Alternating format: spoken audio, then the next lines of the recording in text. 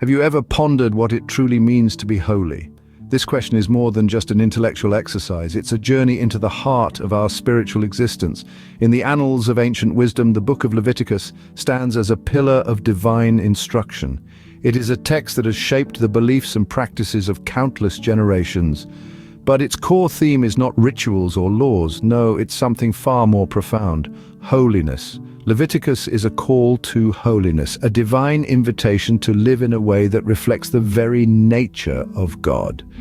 It's a summons to cultivate an inner purity that transcends the superficiality of appearances.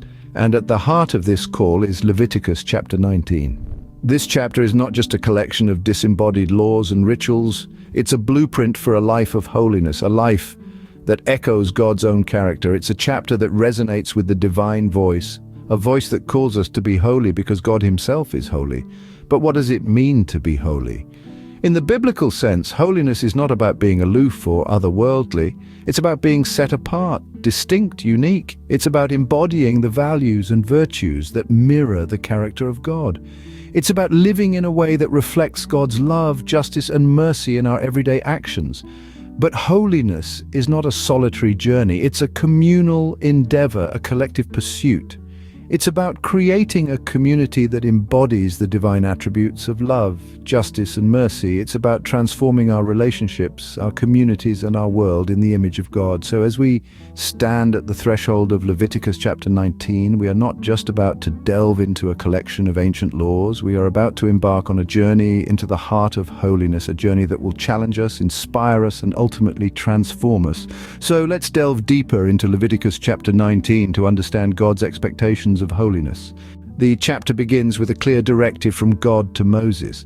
Let's delve into the details of the first 8 verses, where we discover the importance of reverence for parents and the significance of sacrifices within the Israelite community. The chapter opens with a command from God to Moses, asking him to relay these instructions to the entire Israelite community. In the first 3 verses, God emphasizes the importance of respecting one's parents. This isn't just a casual request, it's a command. The respect and honor we owe to our parents is rooted in the authority God has entrusted to them.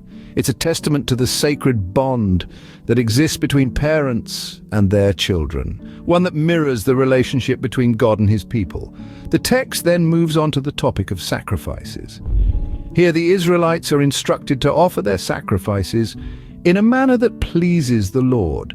God is quite specific about his expectations. Sacrifices should be eaten on the day they're offered, and certainly no later than the next day. Any left over by the 3rd day should be burnt. This isn't simply a matter of food safety. It's about honoring God with our best, not what's left over.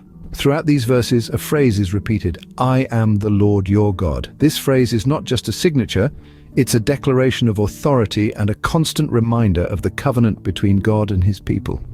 It underscores the gravity of these instructions, reminding the Israelites that these aren't mere suggestions, but divine commands from the one who led them out of Egypt. These verses set a high bar for the Israelites. They're called to honor their parents, give their best in sacrifices, and remember who it is that they serve. They're being asked to live lives that reflect their unique relationship with God, a relationship defined by reverence, obedience, and love. These verses lay the groundwork for the rest of the chapter, setting a high standard of conduct for the Israelites. The next segment of Leviticus 19 takes us into the realm of social ethics. In this segment, we delve into verses 9 to 18, where we find principles of love for neighbors, fair dealing, and prohibitions against various forms of deceit. These verses are a powerful testament to the importance of ethical conduct in our daily lives. In verses 9 and 10, we see commands about leaving some of the harvest for the poor and the foreigner, showing a concern for social justice and care for the less fortunate. This is an early example of what we might now refer to as social responsibility. Moving on to verse 11, there's a clear prohibition against stealing, lying, and deceit. These are fundamental principles of fair dealing that ring true even today. It's interesting to note that these commands were laid down thousands of years ago, yet they are still relevant in our modern societies. In verse 12, the command is not to swear falsely by God's name, a call to honesty and integrity, especially in matters involving the divine. This verse underscores the seriousness of our words and actions, reminding us that they carry weight and consequences. Verses 13 to 15 emphasize fair labor practices, not oppressing your neighbor, and not holding on to a laborer's wage overnight. It's a call for fairness and justice in our dealings with others, whether in business or personal interactions. Verse 16 warns against slandering others, highlighting the importance of our words and the damage they can do. It's a call to use our speech responsibly and kindly. Verses 17 and 18 culminate with the well-known commandment, love your neighbor as yourself. This is a powerful call to empathy, compassion, and understanding. It's about seeing the humanity in others and treating them with the same respect and kindness we would want for ourselves. These verses remind us that holiness is not just about rituals, it extends to our relationships and daily conduct. The commands in this segment of Leviticus form a blueprint for how we can cultivate a community of respect, fairness, and love. They remind us that our actions towards others are a reflection of our character and our faith. As we move further into the chapter, we encounter a mix of ritual laws and moral precepts. Here, we delve into the details of verses 19 through 37, where we encounter an array of laws and prohibitions that may seem diverse in nature, but they are all tied together by a common thread of divine authority and moral order. The first set of laws we encounter addresses the blending of different kinds. This includes not breeding different kinds of animals, not sowing a field with mixed seed, and not wearing clothing woven of two kinds of material. These laws, while seemingly arbitrary, are symbolic of the divine order that God has established in the world. Moving along, we encounter laws that touch on the sanctity of life, justice, and honesty. Here we find prohibitions against eating fruit from a tree before it's 4 years old, symbolizing respect for the natural order and patience. We also find laws against stealing, lying, and deceiving one another, emphasizing the importance of truthfulness and integrity in maintaining social order. There's an interesting repetition that we cannot overlook, the phrase, "I am the Lord." This phrase punctuates these verses, serving as a constant reminder of God's sovereignty and authority.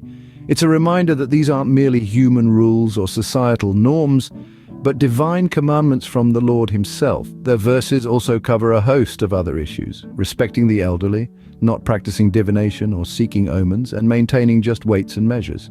These commandments cover a broad spectrum of life's activities, emphasizing that God's laws aren't confined to religious rituals or moral codes, but encompass every aspect of life. These verses underscore the comprehensive nature of God's commandments, covering every aspect of life. They remind us that we are called to holiness in all that we do, not just in religious rituals, but in every aspect of our daily lives. So what does Leviticus chapter 19 teach us about holiness? This question has been our guiding star throughout this journey, and it's time we draw our conclusions. The chapter begins with a divine call to holiness, a call that echoes throughout the text and reverberates through centuries. God's command is clear and unequivocal. Be holy, for I, the Lord your God, am holy. This is not a passive suggestion, but an active commandment. It's a call to action, inviting us to align ourselves with God's character, embodying holiness in every facet of our lives. We then moved on to the reverence for parents and sacrifices. This section underscores the importance of respect for authority, both divine and parental. It reminds us of the sacredness of sacrifices, an act of worship and reverence towards God. The emphasis here is on the relationship between honoring one's parents and honoring God, a connection that is as relevant today as it was back then. Next, we delved into love for neighbors and fair dealing. This part of the chapter is a testament to the comprehensive nature of God's commandments.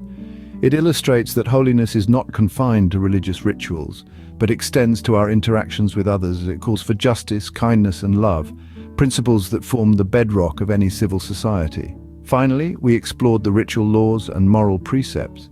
These laws might seem archaic at first glance, but they serve a profound purpose. They're not just about ceremonial cleanliness, but about maintaining a moral and ethical order. They're reminders that every action, no matter how small, has spiritual significance.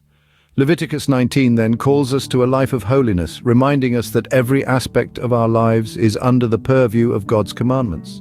Remember, to be holy is to reflect the character of God in our lives. This is the crux of Leviticus chapter 19, a call to holiness, a call to reflect God's character not just in our words, but in our actions, our decisions, and our interactions with the world around us. Are you ready for the next chapter? Just click here to go straight to it.